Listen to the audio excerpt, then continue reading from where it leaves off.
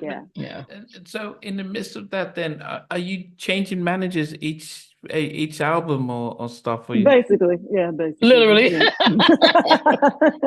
Yeah. Yeah. But how much streetwise are you at this point when it comes to the business and everything? This is just you have 3 albums and unfortunate situations happen each time. How much of the industry and business are you aware of, and knowing that actually things were shifting quickly to digital?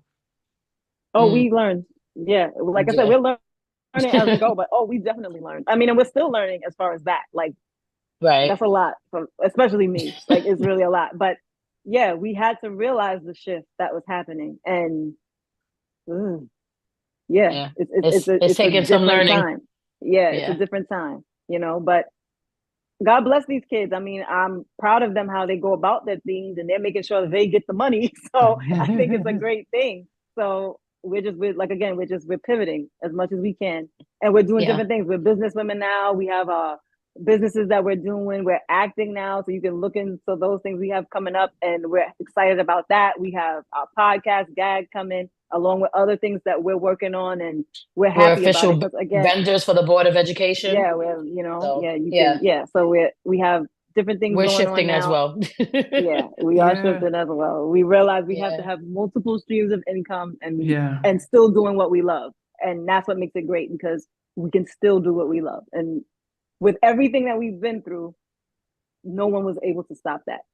But did you guys decide to stop? I mean, after chapter 3, and you formed your own label to do Time's Up. No, we did not. No. That oh Lord, that was a project that we worked on a few songs or whatever the case was, and it wasn't meant to be released or whatever. And some people threw it up and it got on YouTube and all, but that wasn't something that we agreed to have released at all. No, at all. Yeah. Well, I mean, if people liked it, thanks, but that wasn't like an Allure album or project.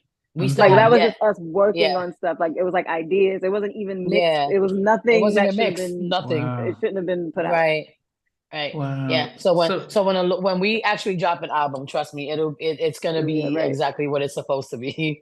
Yeah. So now, but this is 20 years since chapter 3.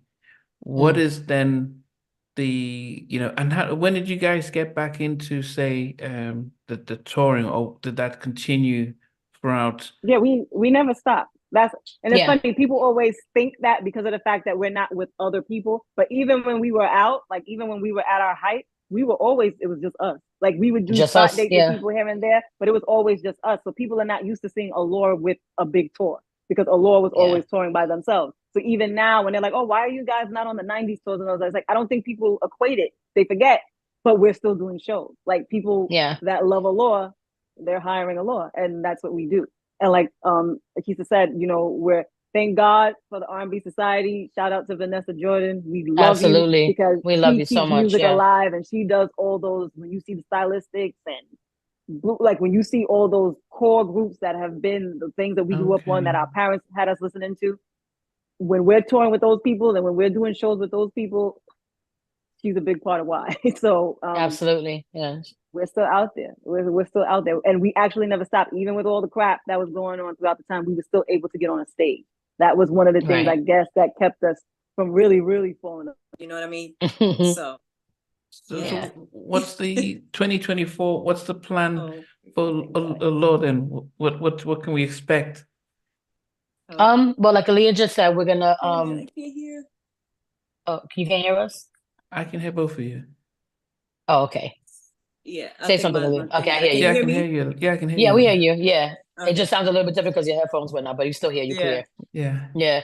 Like Aaliyah mentioned, we have our podcast. It's called Gag. It stands for Grown Ass Girls, and you can see why. So we're curating that. We're working on getting that, and making that to perfection before we actually present it to the world.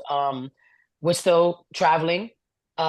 People keep asking about new music. We'll definitely see about that. We don't like, we're not one to give dates and throw out promises, because we know us. We'll say, yeah, we're working on 5 songs since yesterday. But we did give y'all a freebie. Y'all could get it anywhere. everywhere. It's called Like I Do. Like I Do. Yes. Featuring Deja B. So you can find that. And then like I said, the project that we're working on, where we're working on this project with Chanel Red called Legacy. There's a song on there called Loving You that you guys can look forward to. And so we're still doing music and still doing things. That's the newest thing that we're doing. We're getting into our chopping acts. Our chopping acts? Wow, our acting chops. Okay, I was thinking, okay. Yeah, we've always talked about, wanting to act. We've done little things here and there throughout our careers, like little chopping acts. I was like, wow, that was a nice one. But, we've done things like, and, in the past, like little things here and there, little features here and there, like projects that we were asked to be on. But like right now, we're just, we're doing everything that we love. And that's the main thing. Like, and we're doing it our way. You get it? So like, if an opportunity presents itself and it's perfect for us, then, we'll grab it, but for right now, we're just really focused on just like Aaliyah said earlier, just, we're vendors for the Board of Education. We have the decor company, we have the cleaning company, we have the t-shirt line, we have all these things that we're generating right now. We're getting into the swing of everything and the acting, and it's been fun. We're hustling, but the main thing is we're still on stage. So if anybody wants to book us, you can book us. allure.stilltogether@gmail. Email us. You got songs, send them over. We're still breathing. That's the good thing. Right. After all these years, what has kept the three of you being able to work together in unity? What do you think has made that you can trust each other, you can get into business as a group, as a trio, and remain strong? What do you think that is? Other than God, I think our lives have kind of spoken for themselves, and this is from my own personal opinion. We've all made our mistakes, but we've never, since the last one, we've never been faced as of yet, thus to this point, thank God, with any opposite or any examples of reasons why we shouldn't still be together. The love is there, the support is there. We protect each other, at all costs, no matter what, even when it's the hardest part of the day. Like sometimes it's not easy to speak to either one on whatever given day, depending on what's going on at that moment, but we still push each other and we hold each other accountable and we hold each other down. And that's the main thing. And our families are still very much, in the mix, like we look at our children. And for me, that's one of the biggest things. Like I see how we're all connected to each other and our babies. You know what I mean? Like before it was just me. Now we're all babies. I'm a grandmother twice. So when you look at your life and you look at your village, so to speak, like they say, it takes a village to to raise children. It's taken a village for each of us individually and for each other. Like we are our own village. So we know that if that falls apart, then it's done. But the love is still there, the passion is still there, and like I said, as long as these feet keep moving and God keeps saying, wake up, every day that God wakes us up and says, you got one more chance to get it right. And you don't have to worry about the future or the past. I've learned that you worry about the 24 hours that you're in at that moment, worry about the present, and then everything will work itself out. That's how I'm trying to get through life, so that's just that's my 2 cents. No, that's good. I know the fans would always ask that, and I act the same with Mike and Slim, but because they're now the two with 112 without Q and Daron. Is there any?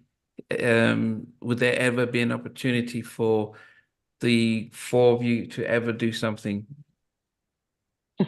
The four meaning the original girls? Yes, yeah.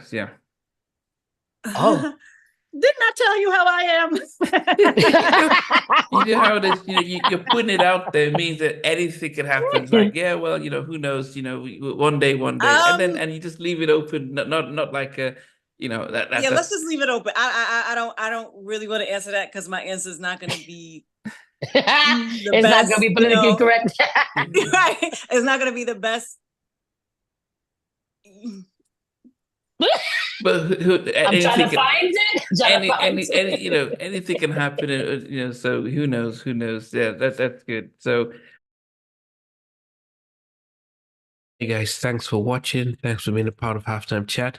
Please remember to subscribe, share, and comment. But most importantly, why don't you become a member of Halftime Chat? We've got amazing videos, amazing perks, and being able to support the channel. But anyway, thanks for watching. Take care.